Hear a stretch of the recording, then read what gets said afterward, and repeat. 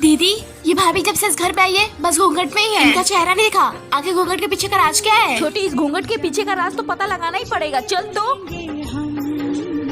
माँ जी ये लीजिए चाय। माँ, आपने भाभी का चेहरा देखा क्या? हमने तो आज तक नहीं देखा है। माँ, मुझे तो लगता है कुछ घोटाला है। बेटा अभी पता लगा कर आती हूँ। साहिल बेटा चल तो। ठीक है माँ, चलो। बहू सुन, जब से तू इस घर में आई है हमेशा घूंघट में क्यों है? तेरा चेहरा भी नहीं देखा हम लोग ने। हाँ भाभी, ये घूंघट हटाइए तो मैं भी तो देखूं ये घूंघट के पीछे चेहरा कैसा है। नहीं नहीं देवर जी, एक बाबा ने बोला था शादी के 10 दिन बाद ही मैं अपना चेहरा दिखा सकती हूँ सबको। मुझे तो कुछ गड़बड़ लगती है माँ। एक कप चाय बना के लेकर आ।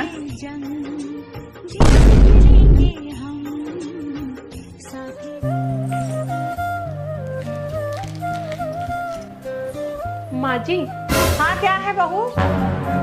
माँ जी, मेरी छोटी बहन की शादी है, कल मुझे गांव जाना है। जो आपके पास मेरे गहने हैं वो मुझे दे दीजिए। कौन से गहने? मेरे पास तेरे कोई गहने नहीं है। माँ जी, वही गहने जो मेरे चढ़ावे पे गए थे। अच्छा, वो गहने तो मैं किराए पे लाई थी और मैंने उसको वापस भी कर दिया है। अच्छा माँ जी, तो जो मेरी माँ ने दिए थे वही गहने दे दीजिए। वो गहने भी तू भूल जा, मैंने अपनी बेटी को दे दिए हैं। माँ जी, तो कल मैं शादी में क्या पहनूंगी? सुन बहू, तू अपने मैके जा रही है ना, तो अपनी माँ से कह के नए गहने बनवा लेना। दोस्तों, अपने बहू का हक मार के बेटी को देना सही बात नहीं। दीदी, आज खाने में क्या बनेगा? मटर पनीर बना लो। मटर पनीर? क्या हुआ? ठीक है। दीदी ने तो मटर पनीर बनाने को बोल दिया और ये तो मुझे आता ही नहीं है। और अगर दीदी से पूछी तो ये तो मेरे संस्कारों पे उंगली उठाने लगेंगी।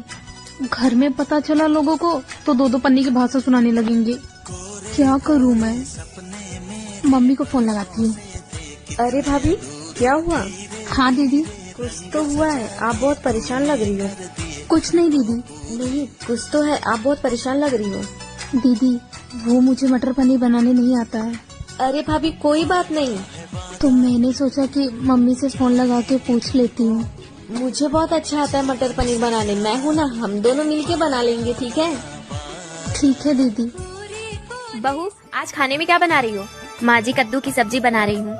आज मेरी बेटी हेमाक्षी आ रही है, तू पनीर की सब्जी बना दे, ठीक है? वाह भाभी, आज खाना खा के तो मजा आ गया। माँ, आज मैं कितने दिनों के बाद गरम खाना खाई हूँ। क्यों? तू अपने ससुराल में ठंडा खाना क्यों खाती है? मेरी सास बोलती है कि पहले सबको खाना खिला और जब मैं खाना खाने जाती हूँ तब तक खाना ठंडा हो जाता है। अरे कैसी बेवकूफ सास है तेरी। तेरी सास को भी समझना चाहिए कि तू भी एक परिवार का हिस्सा है। हाँ माँ, समझे तो ना। दीदी, आप और माँ जी बातें करो, तब तक मैं खाना खा लेती हूँ। ठीक है भाभी। बहू, पहले हमारे लिए चाय बना के ला, खाना बाद में खा लेना। भाभी आप जाइए, खाना खाइए, चाय मैं बना देती हूँ। हेमाक्षी, चाय तू क्यों बनाएगी? बहू बना देगी ना, जा बहू। अरे वाह माँ, आपकी बेटी की बात आई तो उसकी सास बेवकूफ हो गई। आप कौन सी समझदारी की बात कर रही हैं? तू मेरी बेटी होकर के ऐसा बोल रही है? हाँ माँ, आपको समझना चाहिए, जैसे मैं आपकी बेटी हूँ वैसे भाभी भी किसी की बेटी है। तू सही बोल रही है बेटा। बहू, आज से तू हम सबके साथ खाना खाना। देवरानी जी रेडी हो गई? जी दीदी, आपका ही वेट कर रही थी। अच्छा सुनो, अगर बाहर जाना ना तो बिल्कुल भी तेज आवाज में मत बात करना, सासू माँ को बिल्कुल पसंद नहीं है।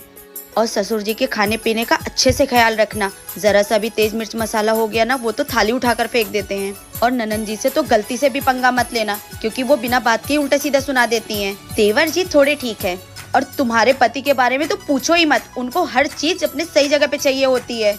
ठीक है, जाओ, तुम्हें माँ जी बुला रही है, मैं तो चली काम करने। माँ जी, मुझसे कोई गलती हो जाए तो मुझे बेटी समझ के माफ कर दीजिएगा। मुझे तो पता ही नहीं था कि ये परिवार इतना खतरनाक है।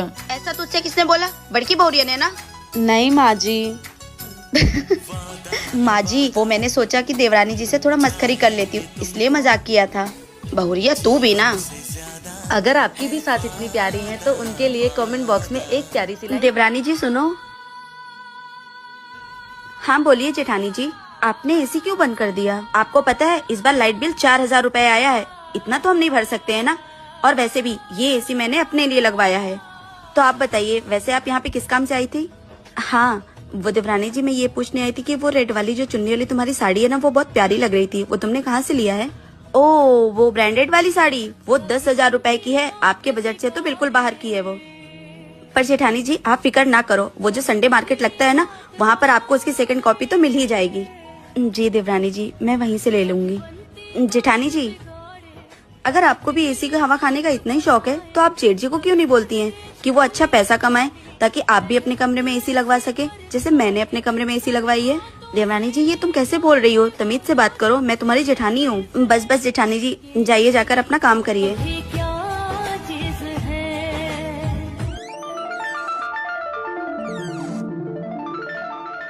मम्मी जी, मैं अपने घर जा रही हूँ अपने भाई को राखी बांधने। ठीक है, जा। सुन, हाँ इस बैग में क्या क्या ले जा रही है, दिखाइयो जरा। मम्मी जी कुछ नहीं, इसमें मेरा थोड़ा मेकअप का सामान है और थोड़े पैसे हैं। अच्छा, दिखाइयो जरा कितने पैसे हैं। ये पैसे कहाँ से आए? मम्मी जी ये पैसे तो मैंने थोड़े से जोड़े थे। कितने पैसे हैं ये? मम्मी जी 1000 रुपए हैं। अरे बेटा, इतने पैसों से क्या होगा, आ मेरे पास बैठ, ले मेरी तरफ से 5000 रुपए। अरे बेटा, राखी के त्योहार अच्छे से मनाइयो और 5-6 दिन रुक जाइयो। लेकिन मम्मी जी आपका खाना पीना और घर का काम कौन करेगा? अरे बेटा, उसकी चिंता तू मत कर, तेरा पति करेगा। ठीक है मम्मी जी, फिर मैं जा रही हूँ। ठीक है मम्मी जी, पाए लागू मम्मी जी। उसका बॉडम था। बहू ले बेटा, खाना बहुत अच्छा बना था। चल एक काम कर, मैं तेरे लिए 2 रोटियां सेक देती हूँ, तू भी गरम गरम खा ले, बाकी सब तो गरम खा लेते, तू ही रह जाती है। चल। अरे वाह मम्मी, आपको बड़ा लाड़ आता है अपने बहू के ऊपर। बिल्कुल सही बात है बेटा, बुढ़ापे में है ना, माँ बाप को किसी की धन दौलत नहीं चाहिए होती है, 2 वक्त की चैन से रोटियां चाहिए होती है, सेवा पानी चाहिए होती है। वो कौन करेगा?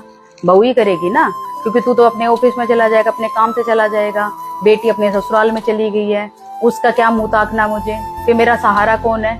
बहू ही होगी ना। अगर मैं इसे अब प्यार से बात कर लूंगी तो मेरा क्या चला जाएगा? बहू। भाभी, छोटी सी बात पे क्या मुंह फुला के बैठ गए? सास ससुर भी तो माँ बाप ही होते हैं। दीदी, वो घर जल्दी बर्बाद हो जाते हैं जहाँ बहू से ज्यादा अहमियत शादीशुदा बेटी को दी जाती है। मम्मी जी। हाँ बेटा। अगर मैं ना होती आपका सर कौन दबाता? रे बेटा, अगर तू ना होती तो मेरे सिर में दर्द ही ना हो तो। मम्मी जी। हाँ बेटा।